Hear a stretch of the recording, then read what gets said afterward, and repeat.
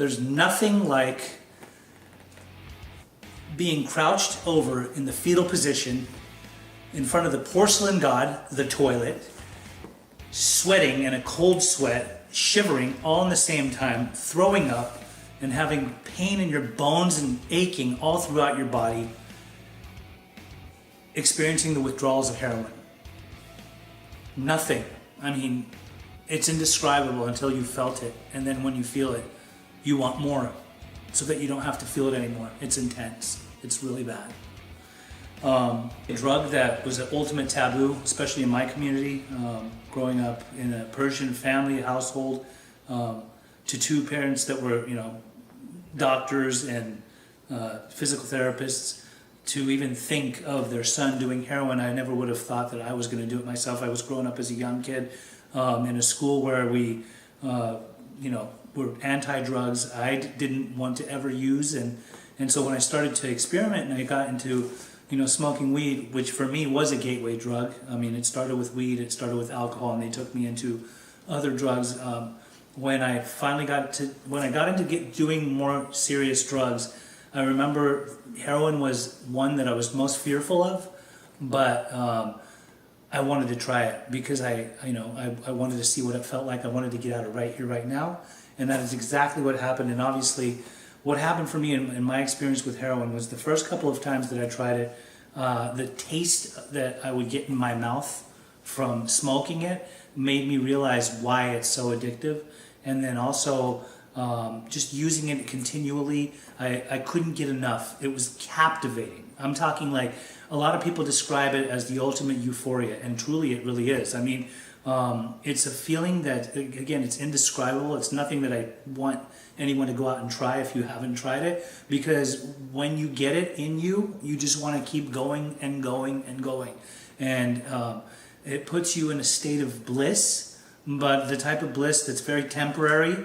It takes you out of right here, right now, out of mind, out of sight, out of body, out of everything. But it grips your soul and it takes you in very bad places. Basically, you go to any lengths to try to get it from anybody. You will end up having no mercy over your family, your friends. You will steal, you will lie, you will cheat to try to get it. And once you're very addicted to it, there's just, you don't even care what will happen next. You won't care if you get arrested for it. But then again, when you get arrested for it, if you end up in jail, kicking in jail, in other words, withdrawing, that's excruciatingly painful. And so, I don't wish that upon anybody. You definitely, when detoxing heroin, if a person makes that final decision that they want to get off of it, I do recommend a proper detox, because just trying to wean yourself off is usually close to impossible.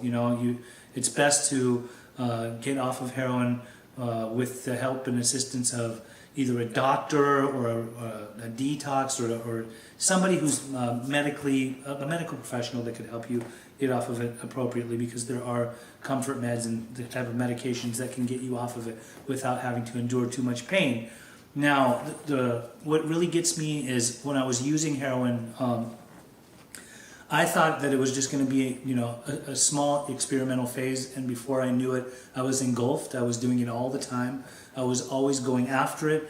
I couldn't stop calling the dealer enough to get more and more, and it seemed like I wanted to keep on stopping because I knew that this was becoming a problem. And every time that I was withdrawing or I would run out, I was absolutely convinced that I wanted to stop, and I really, really wished that I could, but I was so possessed, for better sake of words. I was so captivated by heroin that I just couldn't find myself quitting. There's just no way around it. So what I ended up doing was calling again and getting more, and then I remember for a while I went on a short opium stint, which is obviously it was real opium from the old country, from Iran, that we would smoke that on top of a electric stove, and we would do it with 2 hot wires. And the whole fascination of of seeing the smoke come through the two hot wires that were heated up and then go into a smoking device that we had, and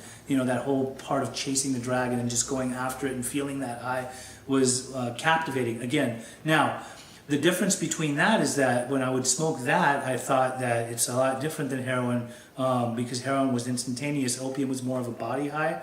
But I do remember that there was often many times that I would find myself in front of the toilet, throwing up, sweating and shivering all in the same. So my body felt like it was freezing, but I was sweating, and there was a lot of times when I couldn't get it, and I would just be laying in front of, in the fetal position, aching all over. Body was aching, body would shut down sometimes. I couldn't eat, I couldn't hold food down, I couldn't go to the bathroom for days and days. And it's funny that I'm making this video right now because my mom really doesn't know to what extent I went in using that stuff, because it was such a taboo that I never really talked about it much. But I definitely I'd gotten into heroin for a while. Now, something that a lot of people are doing these days, which is very dangerous, is they mix heroin with meth. And when you do that, the street name for that is goofballs. And basically it's going really fast, and then just slowing it down. And when you're shooting that stuff, it's extremely dangerous. It's deadly. It's deadly dangerous. So again, I see a lot of kids coming into treatment that are mixing the two, which is all kinds of dangerous. Now, why has heroin become such an epidemic? Why is it to where it's at right now? What I'm noticing more and more, and just working in treatment, the majority of the people that come into treatment these days are, I see a lot of young men between the ages of 18 to 28 years old, and women.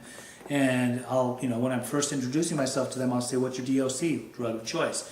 And they'll say heroin, or even more recent, fentanyl, which a lot of street dealers are mixing heroin with fentanyl. Fentanyl is a higher form of, of an opioid. It's basically heroin times 1,000%. There's a lot of people that are using Oxycontin, which is, a synthetic form of heroin. It's basically medical heroin. And all of them are highly addictive. All of them are very hard to quit. And there's often people that have been prescribed medication for whatever reason. It could have been for pain, it could have been for something that had happened to their body, and they develop this dependency on the pills, and when they can't find the pills over a period of time because they either ran out or the doctor cut them off, they resort to a street dealer and getting straight heroin. It's more easily accessible for them, and they will go to any lengths to get it. And before you know it, they're doing heroin. Now, there's different types of heroin too. So the term "chasing the dragon," I think, was a Canton term that originated in Hong Kong, where people were smoking the vapors of heroin. I believe it started in the 1920, I believe, and then that's chasing the dragon. Then there's pill poppers, where these days the reason why the epidemic, I believe, has expanded and grown so much is because a lot of doctors are overprescribing people with medications, or people are curious and they'll go into their mother and father's or grandparents' medicine cabinets and find all the various different types of opioids, style of pills like Vicodin, like Percocet, like Oxycontin. All of these are all opioids, and basically if they try them and they start using them, they get hooked on them, and then if they can't get them anymore, they resort to actually going after the big H, heroin. So there's pill poppers, there's people that are chasing the dragon, and then there's straight up people that are shooting dope. And that's what we hear a lot of these kids these days, the way they talk, it's like a casual reference, when I was shooting dope, when I was shooting dope, when I was shooting dope. And it saddens me because I see so many people from all over our nation that come into treatment, and I just think, there is not one state in this country where the cartels haven't gone and distributed the heroin appropriately. It's out there. I'm talking people from Delaware. I'm talking people from Maine. Places where you didn't even know, you don't hear much about what people are doing in those parts of the country, but clients that I've had in the past have come from those states. Baltimore, huge. Many different parts of the world. Heroin is in this country, it's all over. and kids are getting their hands on it. It used to be back in the day that kids were just smoking weed to get high and have a little bit of fun. These days kids start off with smoking heroin and then they get into full-blown intravenous shooting of heroin into their veins, and just trying to get high.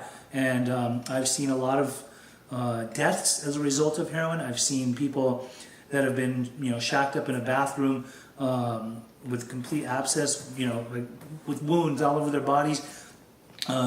People that haven't been able to shoot it, they have no veins left in their body. They'll shoot it in their neck. They'll shoot it in their eyes. They'll shoot it in between their toes. That's the extent. That's where it'll take you. So you have to think, like, it's such an intense drug that people will go to any lengths to try to get it in them to take them out of right here, right now, and have that euphoric feeling.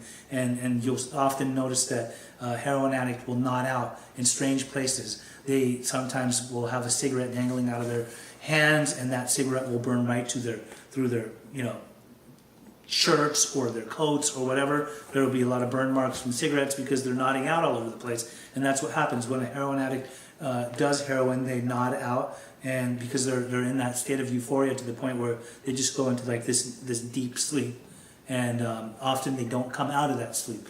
Many of them overdose. They die in that moment because they shoot too much. They just basically, their bodies can't handle it. Their bodies shut down.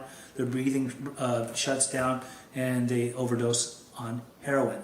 So what can be done about this? So I wanted to talk a little bit about, obviously, raising awareness is of great importance, and I would love to have more parents come forward and speak on a national level. Town hall meetings are great and all, but I think it should be made much more public in the sense that it should be, besides the news reporting about how many deaths are related to per year of heroin overdoses, I think that parents should be publicly speaking to the point where more and more people can see it, and how can we prevent it, and how can we help, how can we clear out our medicine cabinets, how can we make it apparent to kids that this is extremely dangerous and it's something that you just don't want to do. I don't think that everyone is born an addict. I think it's a lot easier these days for people to develop that dependency just through their own curiosity of trying something. If they start with pills, or if they just start experimenting with heroin, it's so addictive that it's not preventable to overcome it or withstand it. Once you're hooked, you're really hooked. And I always knew that about drugs like heroin, because it gets you and it grips you and it holds you, and you cannot get off of it as much as you try until you really want to try, and then it's almost too late. So what else was I going to say about this whole heroin epidemic is that, the success stories. So do we see people that get sober or clean and sober from heroin addiction? Absolutely. I've seen some major success stories. So it's very possible. So it's basically do or die. You either do recovery or you die. I mean, that's pretty much where you're headed. I don't know anybody that uses heroin in moderation, or heroin, as a recreational form. There's just no way of doing it. You can't do heroin like a gentleman or a gentlewoman. You're either on it or you're not on it. You're not just doing it here and there. Heroin holds you, it grips you, it captivates you, it makes you want it all the time. So you're either on it or you're off of it. And if you're on it and you want to get off of it, there is hope out there. There are plenty of people, especially in the 12-step community, where right now it's really huge, where a lot of heroin addicts are getting well and they're working on themselves. They definitely go to the therapy that they need. Often there's deeper rooted issues that people have to where they need to work through stuff in order to see like what it is about heroin that makes them keep on staying on it. But I know that I have seen a lot of miracles and continue to see a lot of miracles, young men and women who have overcome their addiction to heroin and changed their whole lives around, and now they are heroin-free, drug-free. They don't do anything anymore, so there's a lot of hope. Unfortunately, though, we see more people dropping and dying as a result of not getting that appropriate help that they need, and I believe that everybody gets a chance in their life to make that decision of it's either I get well or I continue to die a miserable death as a result of overdosing and using too much heroin. And these days it's It's basically like Russian roulette because you get some heroin that's cut with fentanyl. You don't know what you're getting and you don't know who you're getting it from. So you use it and then maybe just that one time that you're using it and you overdose, and it can happen from just smoking it too. Not just shooting it, not snorting it, not eating it. So yeah, I just wanted to go over that today with all of you all, and thank you for listening to me talk to you about heroin. I hope this video was helpful and relatable to you, and we would like if you would subscribe to our channel, and if you ever need any kind of help or you know somebody who's suffering with heroin addiction, feel free to contact me at any time. My number is 949-751-7761. We specialize in doing interventions on working with families or addicts that are addicted to heroin and other drugs. I'm always readily available. I'll make myself readily available to you.